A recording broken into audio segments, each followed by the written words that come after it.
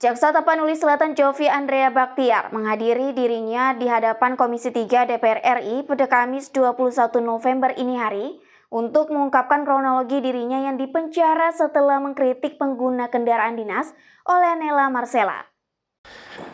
Rapat dengar pendapat Komisi 3 Dewan Perwakilan Rakyat terkait upaya kriminalisasi dan perbuatan sewenang-wenang terhadap Jaksa Jovi Andrea Baktiar, itu saya, yang dilakukan perbuatan sewenang-wenang tersebut adalah oleh ex-kepala Kejaksaan Negeri Tapanuli Selatan yang lama, yaitu Siti Kholijah Harahap. Di dalam pemaparan kali ini itu ada 3 hal yang ingin saya sampaikan. Next, yaitu berkaitan dengan upaya. Yang pertama, upaya kriminalisasi terhadap saya. Yang kedua adalah perbuatan sewenang-wenang Siti Kholijah Harahap sewaktu menjabat sebagai Kepala Kejaksaan Negeri Tapanuli Selatan. Dan yang ketiga adalah upaya dari Siti Kholijah Harahap supaya saya dipecat dari Kejaksaan Republik Indonesia. Yang pertama berkaitan dengan upaya kriminalisasi.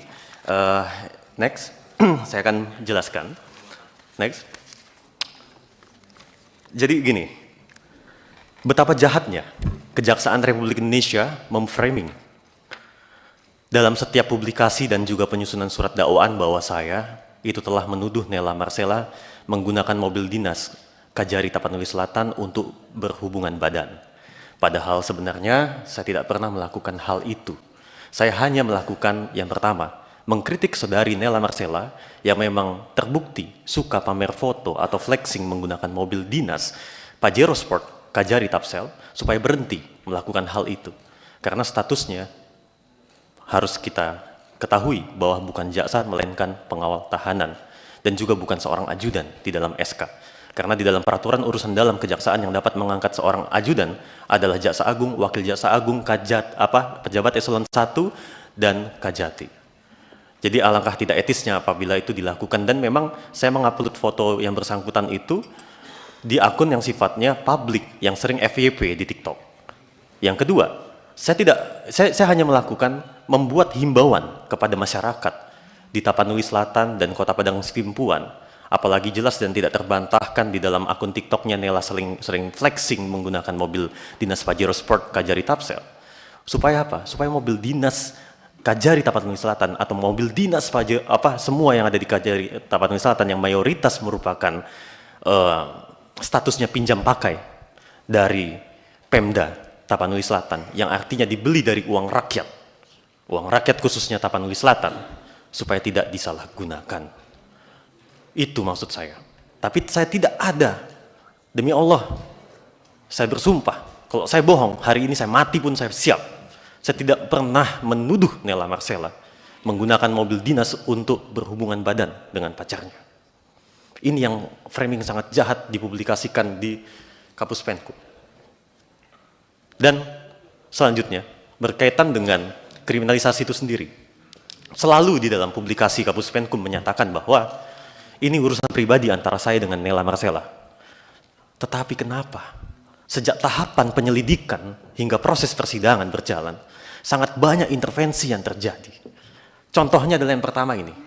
Kita lihat bagaimana Siti Kholijah Harahap, yang kita sama-sama ketahui merupakan adik kandung dari Babul Khoir Harahap, mantan Wakajati Sumatera Utara, mantan Kajati Jawa Tengah, yang sekarang menjabat sebagai Wakil Ketua Komisi Kejaksaan, hadir pada saat konferensi pers dan tidak meminta saya yang ditahan pada saat itu di ruangan RTP Polres Tapanuli Selatan untuk hadir juga di dalam konferensi pers tersebut supaya terjadi perimbangan pemberian informasi.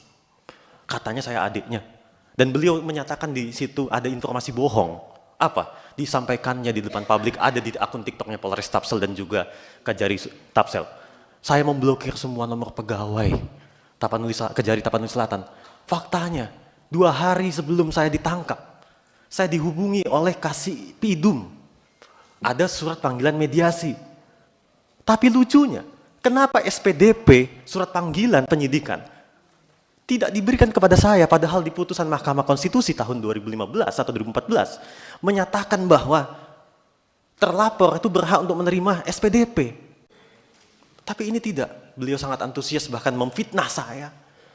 Memfitnah saya dengan pernyataan bahwa saya memblokir semua nomor pegawai, padahal saya balik dari Medan setelah menghadiri pemeriksaan atas dasar surat perintah dari Bapak Kajati Sumut atas laporan dari Kajari Tapsel bersama dengan Abangda Amiruddin Alamsyah Harahap yang merupakan kepala sub bagian pembinaan Kejaksaan Negeri Tapanuli Selatan. Ini contoh sederhana adanya bukti upaya kriminalisasi terhadap saya. Ikuti terus berita menarik dan terupdate lainnya dengan cara like dan share di seluruh akun BITV. Saya Putri Purwitasari pamit undur diri dari harapan Anda. Terima kasih dan sampai jumpa.